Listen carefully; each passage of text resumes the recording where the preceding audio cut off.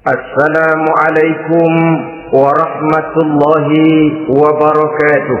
Waalaikumsalam warahmatullahi wabarakatuh. Bismillahirrahmanirrahim.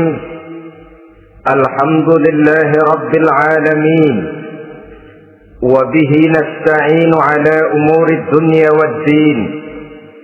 والصلاة والسلام على أشرف الأنبياء والمرسلين سيدنا ومولانا محمد وعلى آله وأصحابه المجاهدين الطاهرين أما بعد. Saudara-saudara kaum muslimin rahimakumullah, di dalam surah Al-Ankabut ayat 2 Allah subhanahu wa ta'ala memberikan peringatan, ahasiban nasu ayyutraku ayyaqulu amanna wa hum la yuftanun. Adakah manusia menyangka bahwa mereka akan dibiarkan saja mengucapkan amanna, dibiarkan saja mengatakan kami beriman kepada Allah, wa hum la yuftanun, padahal mereka belum diuji lebih dahulu. Ini berarti apabila seseorang sudah berani mengatakan amanna, kami beriman kepada Allah, maka hendaklah ia bersiap-siap untuk menghadapi ujian. Setelah ujian datang, barulah akan nampak nyata kadar dan kualitas keimanan yang dimiliki oleh seseorang. Timbul pertanyaan, mengapa orang yang beriman yang justru diuji oleh Allah subhanahu wa ta'ala? Logikanya tentu ringan saja, bahwa yang mengikuti ulangan di sekolah tentu adalah anak-anak sekolah. Kalau tidak sekolah, tentu saja tidak perlu ikut ulangan. Makin tinggi kelasnya, makin berat soal ulangan yang diberikan kepadanya. Demikianlah dalam kehidupan beragama. Justru yang beriman, yang mendapat ujian dari Allah subhanahu wa ta'ala, semakin tinggi nilai kualitas keimanannya, akan semakin berat ujian dan cobaan yang diberikan kepadanya. Nabi kita Muhammad sallallahu alaihi wasallam pernah pula memperingatkan.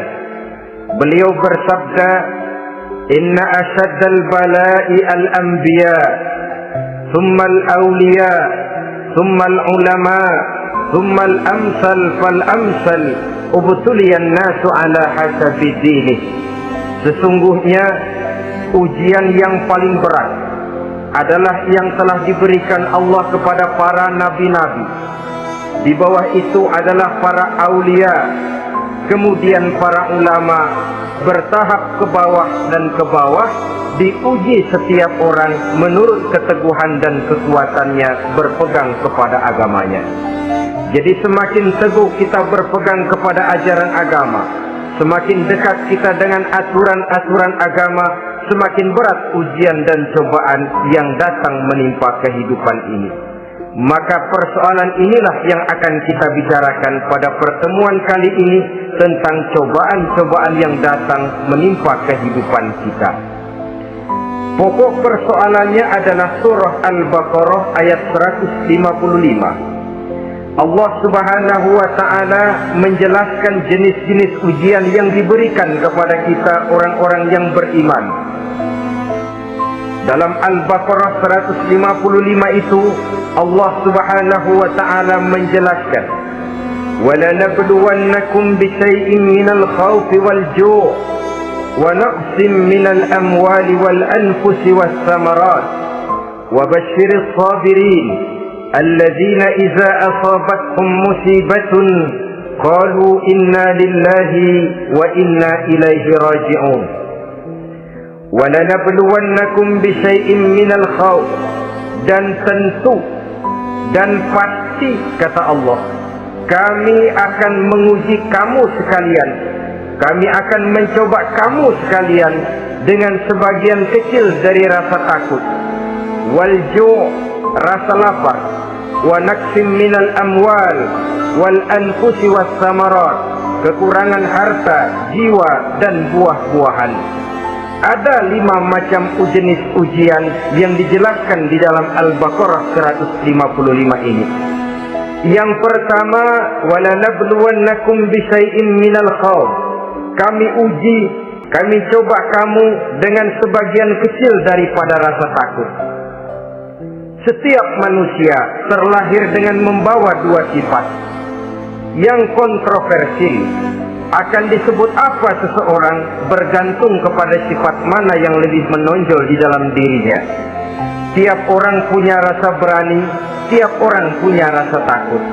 Kalau beraninya lebih besar daripada takutnya, ia dinamakan pemberani. Tapi kalau takutnya yang lebih besar daripada beraninya, ia dinamakan penakut. Tapi yang jelas, 2 sifat kontroversial ini memang ada dalam diri manusia. Akan diuji kamu sekalian dengan sebagian kecil daripada rasa takut. Takut yang kadang-kadang tidak beralasan. Yang kaya takut jatuh miskin, yang punya jabatan takut kehilangan kedudukan dan pengaruhnya, dan pada akhirnya yang hidup pun menjadi takut mati. Sesuatu yang sungguh tidak beralasan dan menimbulkan kegelisahan di dalam kehidupan. Mari kita lihat dampak yang ditimbulkan oleh rasa takut ini. Ada orang kaya yang takut jatuh miskin. Akibat rasa takutnya ini, pertama, ia menumpuk-numpuk harta sebisa-bisanya dengan menghalalkan segala macam cara. Tidak peduli halal haram, tidak ngerti hak batil, tidak tahu hak dan pantas dan ma'ruf munkar atau tercela. Yang penting ia bisa menumpuk-numpuk harta, menimbun-nimbunnya, tidak hanya cukup untuk dirinya sendiri. Kalau perlu anaknya sudah dipersiapkan untuk jadi orang kaya, cucunya disiapkan jadi orang kaya, anak cucunya, cucu-cucunya, seluruhnya. Dia takut jatuh miskin. Kemudian akibat dari rasa takut ini, ia pun terjebak ke dalam penyakit bakhil bin pelit alias kikir. Tidak sedikit pun tergerak hatinya untuk memberikan bantuan dan pertolongan kepada mereka yang memang memerlukannya. Termasuklah ia ke dalam apa yang diingatkan Allah, allazi jama'a malan wa addadahu yahsabu anna malahu akhlada. Orang-orang yang menumpuk-numpuk harta kemudian menghitung-hitungnya.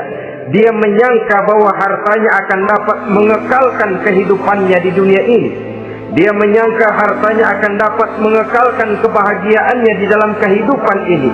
Maka kerjanya hanya menumpuk dan menumpuk, dan dia sangat takut untuk jatuh miskin.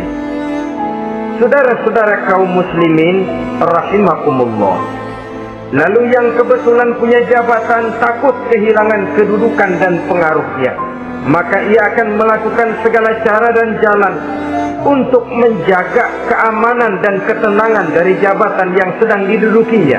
Hilang kesadaran bahwa jabatan adalah amanah. Hilang pengertian bahwa kedudukan adalah alat untuk berbuat baik dan mengabdi kepada sesamanya.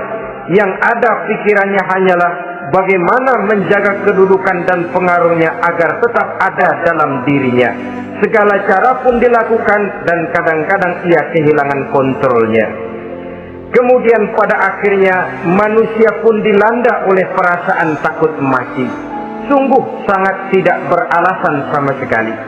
Karena mati adalah kewajiban dari semua yang bernama hidup. Dan Nabi mengingatkan, al-mautu babun fa kullun nasi dakhilu. Mati adalah merupakan satu pintu yang setiap orang akan masuk ke dalam pintu itu. Bahkan mati sesungguhnya bisa merupakan nasihat di dalam kehidupan kita.